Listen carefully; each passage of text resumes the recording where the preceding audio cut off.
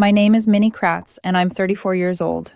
The night my life cracked open, a man I'd never seen before answered the front door of the house I paid off with my own hands. It was 3 a.m. My flight had been canceled after hours of delays. I was too stubborn to take the hotel voucher, too tired to argue with the gate agents. I just wanted my own bed, my own shower, my own quiet. I drove home half awake, pulled into my driveway, and only then realized I'd left my house keys in the jacket I'd hung in the airport hotel closet. Classic. No big deal, I thought. My fiancé Ryan would be home, probably half asleep with a crime show murmuring in the background. I'd ring the bell. He'd be a little startled. I'd apologize. We'd laugh about it in the morning. I pressed the doorbell and waited, hugging my duffel closer against the cold. Heavy footsteps approached from inside, too heavy. Not Ryan's light, quick tread that I'd memorized without meaning to. The deadbolt slid back. The door opened. A man I didn't know stood barefoot in my doorway, wearing nothing but jeans, hair messed up, chest bare. He smelled like my shower steam and my laundry detergent. He blinked at me like I was the one who didn't belong there. Then he turned his head toward the stairs and called out, lazy and loud, "Babe, someone's here to see you."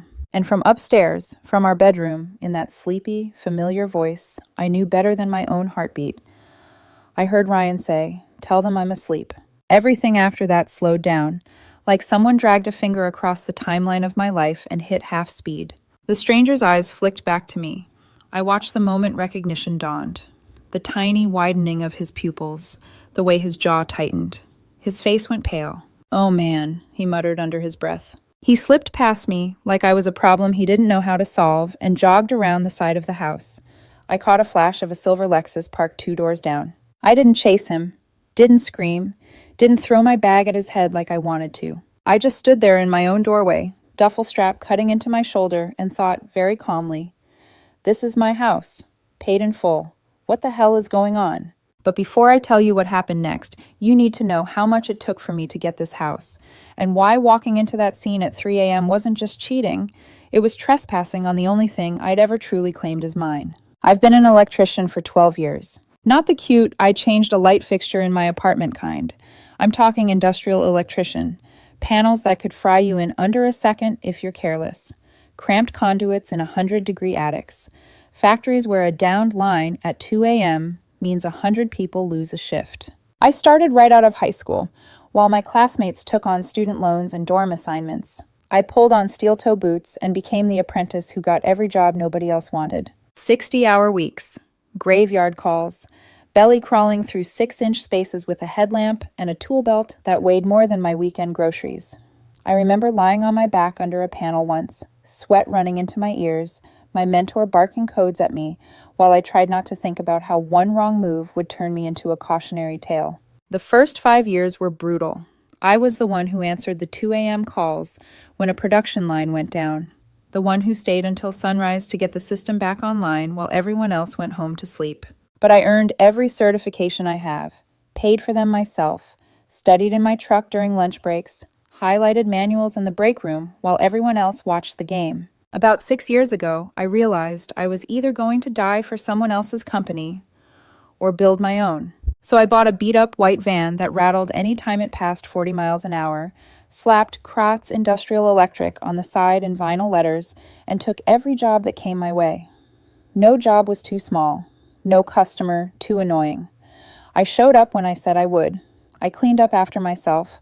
I charged fair rates and never cut corners. Word spread. Within 2 years, I had a small crew, 3 solid guys who knew their stuff and didn't whine about getting dirty. I started specializing in industrial automation and control systems. That's the fancy way of saying I wire the robots that make your stuff. PLCs, servo drives, VFDs, HMI panels, the alphabet soup that scares off a lot of regular electricians because it requires actual thinking, not just pulling wire. Business was good, not flashy, but steady. I didn't blow money on toys or vacations.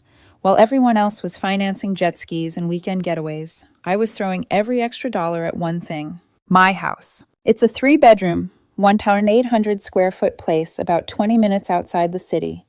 Nothing that would make a magazine spread, but it has a decent yard, an old oak tree that drops acorns like hail in the fall, and a 2-car garage I turned into a workshop. I paid it off 3 years ago. 8 years of aggressive payments, over time, hand cramps from writing checks I could barely afford, skipping nights out so I could drop another 100 toward the principal. Every time I logged into my mortgage account and watched the number tick down, it felt like buying myself 1 square foot of freedom at a time. Best decision I ever made. My truck is my other pride and joy, a 2019 Ford F-250 I bought in cash. Weather guard toolboxes on both sides, custom rack for ladders and conduit, inverter in the bed so I can run tools and my laptop on site. It cost me $48,000 out the door, and I didn't finance a single cent. You can call it paranoia if you want. I call it survival. I watched my uncle get cleaned out in his divorce. He'd built an HVAC business for 20 years. When his marriage imploded, he lost half of everything: house, business equity, retirement. Had to buy his ex out just to keep his company name on the door. It nearly broke him.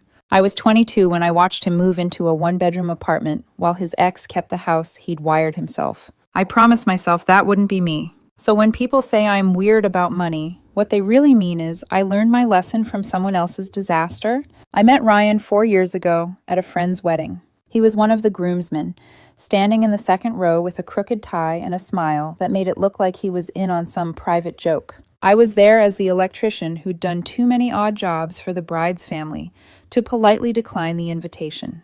We ended up at the same bar table during the reception. It took him exactly 5 minutes to ask what I did for a living, and exactly 10 to realize I knew more about electrical loads than he'd ever wanted to. I work for my dad's company, he said, swirling his drink. HVAC supply and distribution. Dawson Climate Solutions. You probably haven't heard of it. I snorted. I wired your warehouse 5 years ago. His eyes widened. No way. You're Kratz Electric? Kratz Industrial Electric, I corrected automatically. He grinned. It's honestly kind of hot that you know what a PLC is, he said. I rolled my eyes, but I laughed too. He was easy to talk to, funny without being mean. He had this way of leaning in like you were the only person in the room, even when the DJ was blasting wedding classics and someone's aunt was screaming lyrics off-key 2 feet away. We started dating a month later. He worked as an administrative assistant at his dad's company, nothing glamorous, but stable. He helped manage orders, scheduled deliveries, kept things moving in the office. He said he wanted more someday, but for now he liked the security. We moved in together after 18 months. A year after that, he proposed with a ring that was a little too nice for his salary, but he said he'd been saving. Wedding venue booked, deposits down, invitations chosen, Pinterest boards made, the whole cliché. The first 2 years were good. Honestly, they were great. Weekends were for hikes on trails an hour outside the city, or trying new restaurants, or collapsing on the couch with takeout and true crime marathons. Ryan would pause the show 10 minutes in and announce who he thought the killer was. He was infuriatingly accurate most of the time. He got along with my crew. When we were working near his dad's office, he'd swing by with coffee and donuts. He never whined when I had to run out for an emergency call at midnight, because he understood that when a production line dies, I don't get to say, "I'll fix it tomorrow." There was one weekend, about a year and a half in, when we drove up to his family's cabin in the mountains. No service, no Wi-Fi, just us, a wood-burning stove, and 3 days of hiking, cooking over the fire, and talking about everything and nothing. That's the weekend we talked about kids. Maybe 2, he said, a boy and a girl. He wanted to keep working at the company, maybe move into a management role eventually. I told him I'd keep building my business, that we'd figure it out together when the time came. Sitting there with his head in my lap, firelight flickering across his face, it felt simple. It felt safe. It felt like something you could build a life on. Ryan's dad, Frank Dawson, ran Dawson Climate Solutions like a tight ship. Big warehouse, fleet of trucks, sales reps who treated contractors like royalty. I'd done side work for him long before Ryan and I got serious, upgrading their panels, adding circuits for new equipment, helping them handle the electrical load when they expanded. Frank always treated me with respect, paid on time, sent business my way if a contractor needed more complex electrical work than his in-house guys could handle. So when I say what happened later nuked more than just my relationship, I mean it. 8 months before the 3 a.m. doorbell, my company landed a massive contract, a $340,000 job to rewire an entire manufacturing facility that was still limping along on 1970s electrical systems. New panels, new distribution, full automation upgrade. The whole building needed to be brought up to current code, and the client made it clear. If we finished early, there was a big bonus on the table. It was the kind of job that could make or break a small company like mine. So I worked 70-hour weeks. Some nights I crashed in my truck at the job site because it was easier to grab 3 hours of sleep there than drive home and back again. My alarm went off at 4:30 a.m., and I'd be on site by 5, tool belt on, before the sun even bothered to show up. I told myself it was temporary, that once we wrapped the job, I'd take Ryan to Colorado like we'd talked about. A week in the mountains, just the two of us. No emails, no blueprints, no steel-toed boots. Just us. Classic mistake, right? Thinking you can pause a relationship like a TV show and hit play later without losing the plot. Around month 2 of that contract, I started noticing shifts. Ryan was out more. Guys' nights, he said. More late dinners. More Vanessa needed to talk nights. Vanessa. She was his ex-girlfriend from before we met. They'd dated off and on in their early 20s, burned hot and bright, then fizzled. At least that's how he told it. We're better as friends, he'd said. She knows me too well to date me again. Don't worry. The first time he introduced us, Vanessa gave me this once-over that felt like being measured and found lacking. She was gorgeous in that carefully curated Instagram kind of way. Perfect brows, hair that never frizzed, nails always on point. She also had a habit of saying things like, I just don't get why people rush into serious relationships. I mean, settle if you want, but I'd rather keep my options open. She'd say it while looking directly at Ryan, or at me, or both. I knew she didn't like me. Or maybe she didn't like that Ryan had moved on and put a ring on someone else.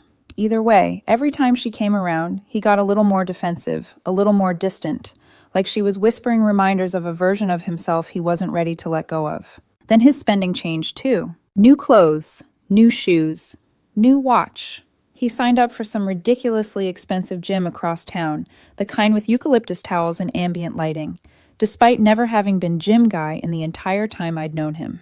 I got a raise, he said when I asked. Dad gave me more responsibility at the office. We're doing great. I want to look the part. Reasonable. On paper. Still, there was something off about the way he said it.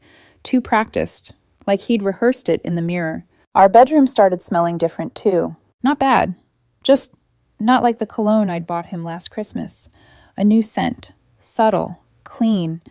Like ocean air and cedar and something I couldn't name. His phone lived face down on the counter now. An upgrade from before, when it would just sit there, unlocked, forgotten.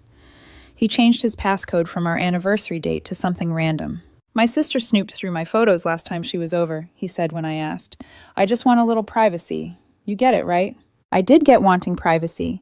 I also got that if nothing has changed, you don't suddenly start hiding things. But I was exhausted. The job was swallowing me whole, and the idea of picking a fight over passcodes when I could barely keep my eyes open felt impossible. So I filed it away next to the other small things that didn't quite add up.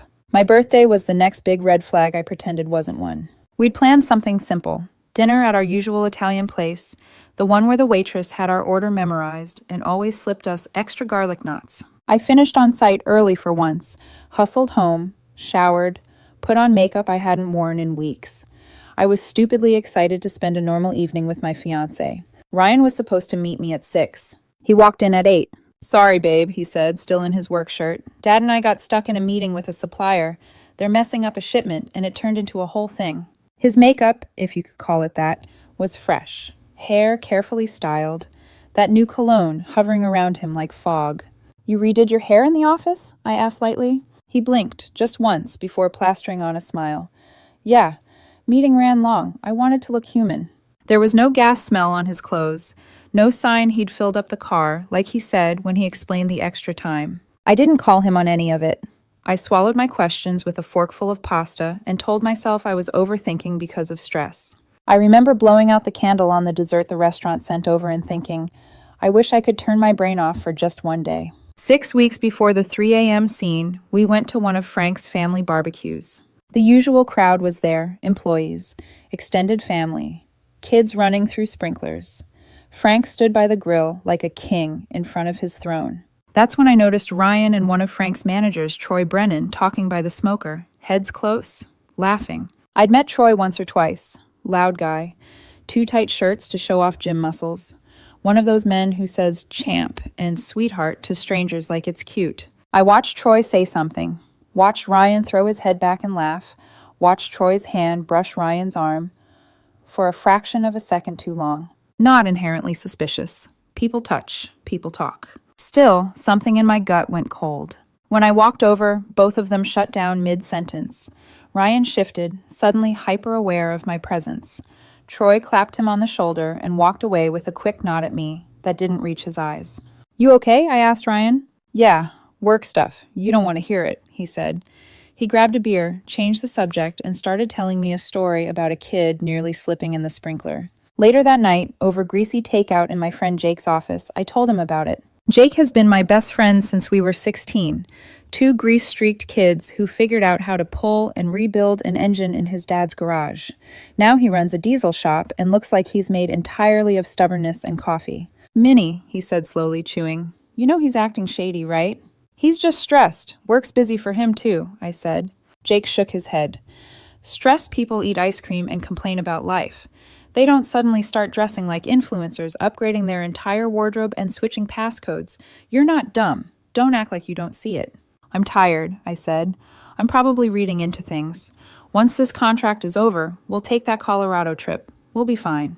He stared at me for a long beat, then sighed. "Okay, but when this crashes, don't say I didn't warn you." I rolled my eyes and changed the subject. 3 weeks later, my crew and I crushed the manufacturing job. Final inspection passed on a Thursday. The client handed over the $15,000 early completion bonus I'd been chasing like oxygen. I booked a Friday flight to meet a potential new client 3 states over, quick overnight, sign the contract, fly back Saturday morning, surprise Ryan with the good news, and finally have a weekend together where we weren't ships passing in the night. That was the plan. The universe laughed. First, the flight got delayed, then delayed again, then finally canceled altogether. The gate agent said weather, but when I looked out the window, the sky was clear. It didn't matter. I was too done to fight. I rebooked on another airline, landed back in my city around 2:30 a.m., and drove home on autopilot. I pulled into my driveway at 2:55 a.m. All the lights were off, except the soft glow upstairs from our bedroom window. I grabbed my duffel, walked up to the front door, reached into my jacket pocket for keys that weren't there, and realized my mistake. Fine, I thought, pressing the doorbell. He'll open up. I'll scare him half to death, we'll laugh, and tomorrow we'll finally talk. Instead, a stranger opened my door and called my fiancé babe. And from upstairs, Ryan told him to say he was asleep. I didn't yell. I didn't throw anything. I didn't even ask Ryan who the half-dressed stranger was. I just walked past him, his stunned face still hanging halfway over the railing, and set my duffel onto the kitchen chair like a robot completing a task. Then I sat down. Silence settled between us, like a fog, thick, suffocating, impossible to see through. Ryan came down the stairs slowly, one hand gripping the banister, his voice trembling. "Minnie, I can explain." He couldn't. Not convincingly. Not after another man had answered my door. Not after hearing Ryan's voice drift down from our bedroom like I was some salesman interrupting his beauty sleep. Ryan tried anyway. "It was a neighbor. He, needed help with something." Then, "No, wait, he's a friend of my cousin." Then, "Actually, I don't even know him. Maybe he broke in? I wasn't awake. I didn't..." Each lie tripped over the last one like dominoes falling. I let him talk. I stared at the wall behind his head like I couldn't hear a single word he was saying. He finally broke, tears starting down his cheeks. "Minnie, please say something." I didn't, because if I opened my mouth, I wasn't sure whether I would scream, sob, or calmly ask him which drawer he wanted his belongings in when he left. So I said nothing, and that terrified him more than any explosion could have. He sank onto the opposite chair, shaking. "We can talk in the morning. I just need to think clearly. Please." "Fine," I said quietly. One night. One night so my mind wouldn't make decisions soaked in adrenaline. One night so he couldn't say I blindsided him. One night so I could get proof, not excuses. His relief was massive. He thought it meant forgiveness. He didn't understand the difference between pausing and staying. He went upstairs. I heard drawers open, water running, footsteps pacing. But I stayed in the dark kitchen. I didn't sleep, not for a single second. Instead, I replayed the last 8 months. Every late night, every Vanessa needs me, every new outfit, every gym trip, every lie I'd swallowed because I was too damn tired to peel it open. And then, around 5:17 a.m., I saw something on the counter near the coffee maker. A set of keys. Not Ryan's. Not mine. A leather keychain embossed with Dawson Climate Solutions, Frank's company. The stranger worked for Ryan's father. I turned the keychain over in my palm and felt something solid click into place. This wasn't an accident. This wasn't a one-time thing. This wasn't even recent. This was calculated, convenient, familiar. I left the house before sunrise. The following. I got into my truck, stared at the house through the rear view, and watched as the silver Lexus idled 2 doors down. The same man from earlier slipped inside, head down, shoulders hunched like a kid sneaking out after curfew. He pulled off. I followed. Not chasing, not confronting, just collecting data. 10 minutes later, he parked at a high-end gym, no surprise there, and went in. I took a photo of the plate and sent it to my friend Chris, who works in insurance. 20 minutes later, he texted back, Troy Brennan, 38, married, 2 kids, regional sales manager, Dawson Climate Solutions. Ryan's father's employee. The final puzzle piece clicked. My breath left my lungs, not from pain, from clarity. I drove straight to Jake's shop. He was elbow deep in a diesel transmission when I walked in. I must have looked terrible because he didn't say hi, didn't make a joke, didn't even blink. What happened? He said, not asked. I told him everything. He dropped the wrench so hard it clattered across the concrete. I freaking knew it. I'm not here for an I told you so, I said quietly. Well, you're getting one anyway. He wiped his hands.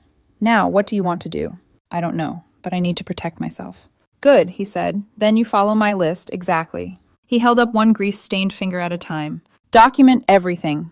Lock down your accounts. And call a lawyer, today. I nodded because I already knew he was right. Jake poured me coffee that tasted like burnt rubber and survival.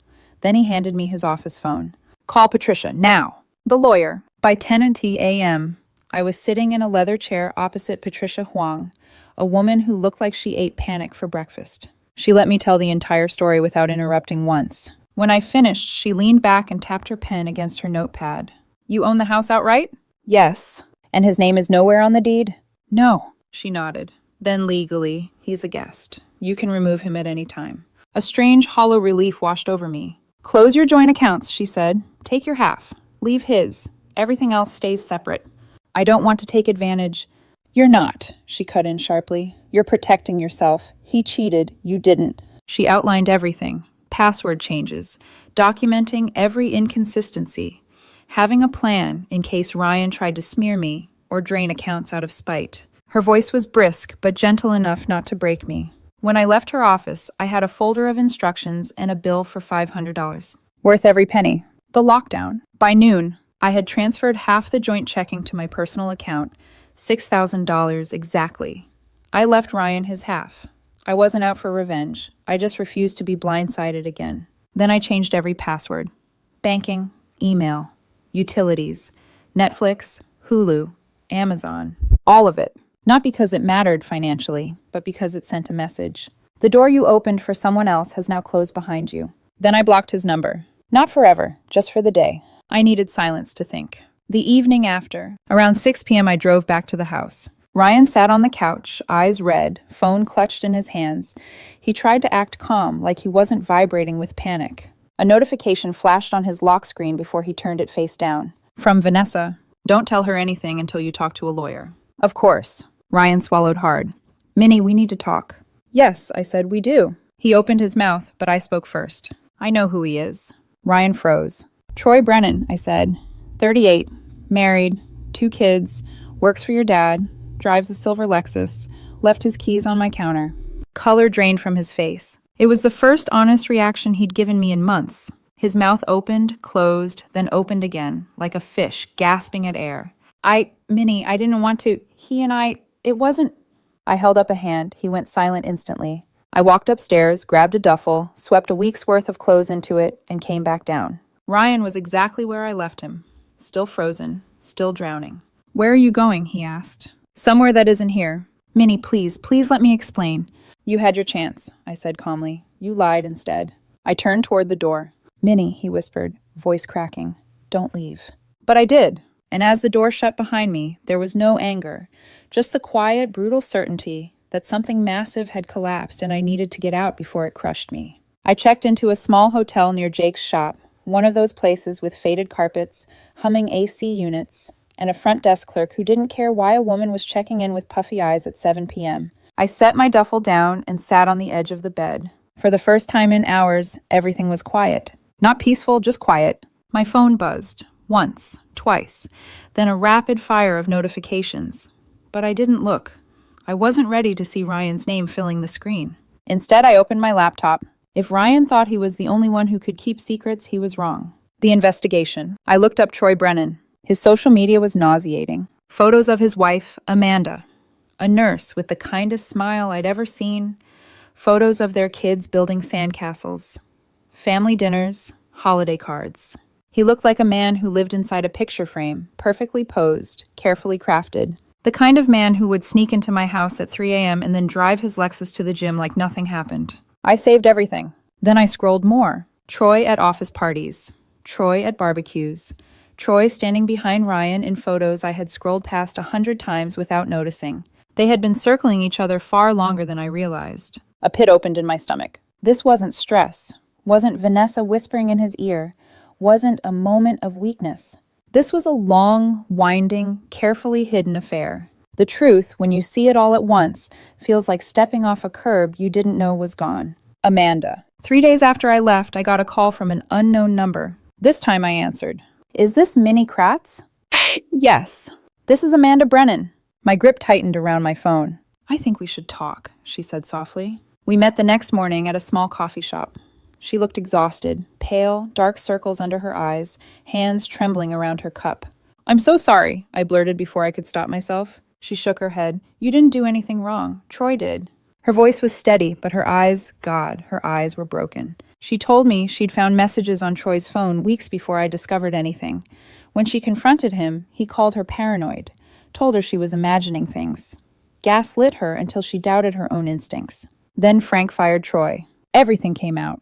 Amanda pulled out a slim folder and slid it toward me. Inside were printed screenshots of messages between Ryan and Troy. Dozens of them. 6 months worth. Plans to meet. Jokes about me never noticing. Comments about how I was always working too much, how I wouldn't get it, how being with someone like Troy made Ryan feel seen. Some messages made me physically sick. Amanda reached across the table and touched my hand. We're both better off without them, she whispered. And that was the moment I stopped blaming myself for every red flag I ignored. The call from Frank. Later that day, my phone rang again. Hello, I answered. It's Frank, he said, Ryan's father. His voice was tight, controlled. I think we should talk, he said. About what? I said coolly. About what happened between you and Ryan. So Ryan had told him something. I already knew what version he probably gave. Poor Ryan, blindsided, heartbroken, locked out of his own home. All right, I said, here's my version. I told him everything, finding Troy, the keys, the lies, the evidence. When I said Troy's name, Frank went silent. A long, heavy silence. Finally, he said, I didn't know. I believed him. Frank runs a big company, but he doesn't micromanage personal lives. Still, there was shame in his voice. And anger. I fired him, Frank said, effective immediately. Good. Amanda is devastated. I know, I said. She didn't deserve this. And neither did you, he added quietly. I didn't expect him to say that.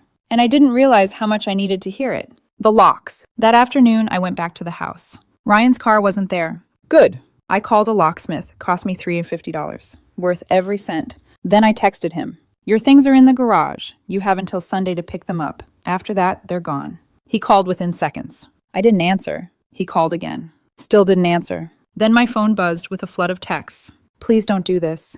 This is my home too. You can't kick me out. I have rights. I sent one reply. Check the deed. You have no legal claim to this house. My lawyer confirmed it. Pick up your things by Sunday. Then I muted the thread. The meltdown. Ryan arrived an hour later. With Vanessa. Of course. She stood behind him with her arms crossed, like some deranged moral support henchwoman. Ryan pounded on the door. Minnie, open up. I picked up the phone and called the non-emergency police line. 20 minutes later, an officer arrived. He checked the deed, checked Ryan's ID, turned to him. Sir, you do not live here. I do. You're not on the deed, the officer said calmly. You are legally considered a guest. If Ms. Kratt asks you to leave, you must leave. Vanessa hissed, This is insane. The officer looked at me. Do you want to press trespassing charges? I paused. Ryan froze. Vanessa's eyes went wide. Oh no, Phil, I said finally. Not today. But the message was clear. Try this again and you'll leave in handcuffs. Ryan and Vanessa left with twin glares carved into their faces. It was almost funny, if it hadn't been so pathetic. Sunday. Ryan came with a U-Haul and 2 friends. I opened the garage, stood on the porch, watched him load everything he owned. Just before he left, he turned toward me. "Minnie," he whispered, voice breaking. "Can we please talk?" "No." He flinched like I'd hit him. "There's nothing left to say," I added softly. "You made your choice. Now live with it." He cried. I didn't. Vanessa flipped me off from the passenger seat. I waved. The aftermath. Ryan started posting vague messages online. Toxic relationships ruin good men. Some people kick you out when you make one mistake. No one knows how hard this has been for me. His friends commented with sympathy emojis and back-patting nonsense. I ignored all of it. Jake didn't. Under one of Ryan's dramatic posts, he wrote, "Interesting perspective. Wonder what Minnie's side sounds like." Chaos erupted. People started asking questions. Ryan's narrative crumbled. Posts disappeared. Then his entire account vanished for a week. Meanwhile, my life? It grew. My business doubled. I hired more crew, won bigger contracts, upgraded equipment, took risks I'd been too mentally drained to take before. Because when you're living with someone who lies to your face every day, your brain is constantly on fire, even when you don't consciously know why. Once Ryan was gone, silence returned. And with silence came focus. And with focus came success. Their karma. Through mutual acquaintances, I heard bits and pieces. Ryan had to move back in with his dad. Frank couldn't fire him outright, but told him he needed to find another job. The scandal with Troy made it impossible for him to stay. He ended up folding sweaters at a clothing store in the mall. Vanessa ghosted him eventually. It turns out she liked the drama, not the man. Troy lost his career, lost his house, lost custody, was last seen selling used cars downtown. Amanda, thank God, filed for divorce and rebuilt her life without him. I didn't feel happy about any of it. Not sad either. Just neutral. They built their own bombs. I simply stopped standing in the blast radius. The grocery store. 4 months after it all ended, I saw Ryan again. In the cereal aisle. He looked smaller, thinner, tired. We made eye contact. I nodded, polite and distant, and kept walking. He hurried after me. "Minnie, please, can we talk? Just for a minute?" I sighed. I didn't owe him anything. But closure doesn't always come from the other person. Sometimes it comes from hearing your own voice stay steady. "What do you want, Ryan?" His voice cracked. "I want to say I'm sorry, properly." I studied him. He meant it. But apologies don't rebuild burned house frames. "I don't need your apology," I said gently.